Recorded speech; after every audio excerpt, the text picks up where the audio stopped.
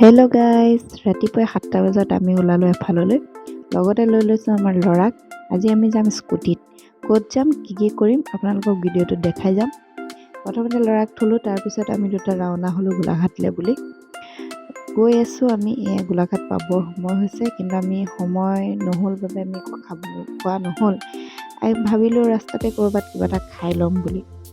তাৰপিছত চিন্তা কৰিলোঁ যে মোৰ কাগজ দুখনমান উলিয়াব লগা আছিলে, সেইকেইখন জেৰক্স উলিয়াই ল'লোঁ।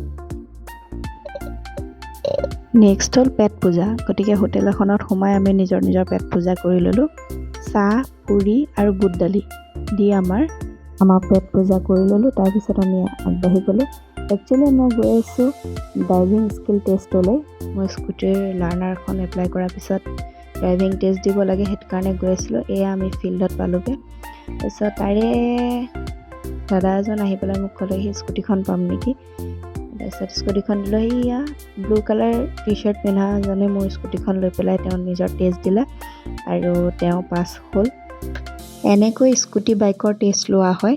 স্কুটি দুটামান প্ৰায় 10-12 ফুট দূৰে পুতি পেলাই তাৰ এনেকৈ ছাইডে তেৰা বেঁকাকৈ যাব লাগে, আৰু তাৰ মাজতে যদি ভৰিটো পৰি যায়, গতিকে সেয়া টেষ্ট কেঞ্চেল হৈ যায়, আপোনাৰ লাইচেঞ্চখন ইছ্যু নহ'ব, আকৌ টেষ্ট দিব লাগিব। তাৰপিছত ইয়াত কাগজ পত্ৰখিনি মই যে জেৰক্স কৰি আনিছিলোঁ, সেই কাগজকেইখন ইয়াত ছাবমিট কৰিব লাগে। এইবাৰ আহিল মোৰ বাৰী আৰু মই ষ্টাৰ্ট কৰিলোঁ, কিন্তু বহুত বেড লাগ আছিলে। ভিডিঅ'টো আধাতে এনেকৈ ৰৈ থাকিলে। এতিয়া ভিডিঅ'টো তাতে ৰৈ গ'ল আৰু মই আপোনালোকক ভিডিঅ'টো সম্পূৰ্ণ কৰি দেখাব নোৱাৰিলোঁ। মানুহজনে কৰি আছিলে, মাজতে বোলে কোনোবা এজন পাৰ হ'ব লওঁতে ভিডিঅ'টো ৰৈ গ'ল। মোবাইলটো সেইখিনিতে ভিডিঅ'টো আৰু শ্বুট নহ'লে, গতিকে মই সেইখিনি দেখাব নোৱাৰিলোঁ। আপোনালোকে এতিয়াতো ভাবিবও পাৰে যে মই ফেইল কৰিলোঁ কাৰণে ভিডিঅ'টো ৰৈ গ'ল, কিন্তু তেনেকুৱা নহয়। সেইকাৰণে মই যিখন মোৰ মেছেজ আহিলে তাত ক'লে যে আপোনাৰ মেছেজ যাব, আপোনাৰ লাইচেঞ্চখন ইছ্যু হ'ল বুলি। তাৰপিছত আপোনাৰ গম পাব যে আপোনাৰ লাইচেঞ্চখন হৈছে। তাৰপিছত মোৰ মেছেজ আহিলে আজি, আৰু মই সেইকাৰণে ভিডিঅ'টো আপোনালোকক আজি বনাই দিছোঁ। কাৰণ কেলৈ মই মেছেজটো অহাৰ পিছত বনাই দিছোঁ, মেছেজটো আপোনালোকে চাওক যে সেই যিটো ডেটত মই পৰীক্ষাটো দিছিলোঁগৈ, টেষ্টটো দিছিলোঁ, তাৰ দুদিনৰ পিছত মোৰ মেছেজটো আজি আহিছে।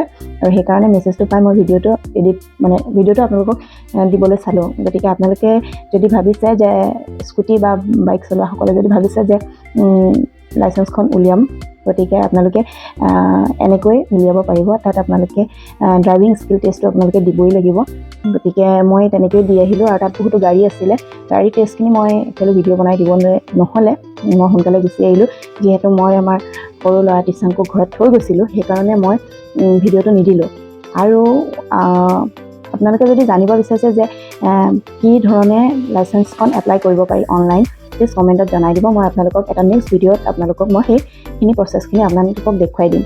আৰু প্লিজ লাইচেঞ্চখন উলিয়াই চলাবলৈ চাব। মোৰ স্কুটি লোৱাৰ পিছতে মই লাইচেঞ্চৰ কাৰণে এপ্লাই কৰিছোঁ, কাৰণ মোৰ স্কুটিখন চলাই যাওঁতে কেতিয়া চালান কাট খাই যাব মই নিজেও নাজানো। সেই গতিকে মই লগালগ মোৰ লাৰ্ণাৰখন উলিয়াই লৈছোঁ। তাৰপিছত লাৰ্ণাৰখন ভেলিড থাকোঁতেই মই আকৌ নিজৰ DL টেষ্টটো দি ড্ৰাইভিং লাইচেঞ্চৰ কাৰণে এপ্লাই কৰিলোঁ। গতিকে আপোনালোকেও তেনেকৈ কৰিব।